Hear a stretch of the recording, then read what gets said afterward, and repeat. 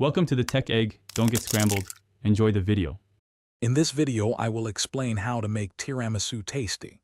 First, gather your ingredients. Opt for fresh, strong espresso, not instant coffee, to ensure a deep, authentic flavor. High-quality mascarpone cheese is crucial for that signature creamy texture. Also, choose good quality ladyfingers that can absorb liquid without becoming soggy. These foundational choices are key to a truly delicious dessert. Now, let's assemble. Quickly dip each ladyfinger into the cooled espresso, ensuring they are moistened but not saturated.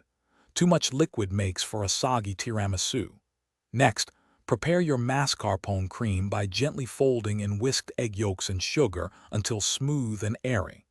Layer the espresso-soaked ladyfingers with generous dollops of this rich cream, building your dessert with care for balanced flavors. Once assembled, the chilling process is vital.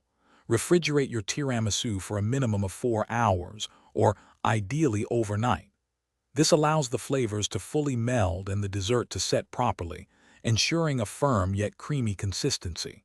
Just before serving, dust the top generously with unsweetened cocoa powder. This adds a beautiful finish and a slight bitter contrast that enhances the sweetness. Serve it cold for the best experience. To elevate your tiramisu even further, consider adding a tablespoon or two of rum or marsala wine to your espresso. This introduces a delightful depth of flavor. A touch of vanilla extract in your mascarpone cream can also enhance its richness. Remember, the goal is a harmonious balance of sweet, bitter, and creamy. For more great tips and to check out the Echo Dot smart speaker, look for the link and other deals in the description below. Enjoy your delicious homemade tiramisu. Thanks for watching. Consider subscribing if I helped unscramble your problems.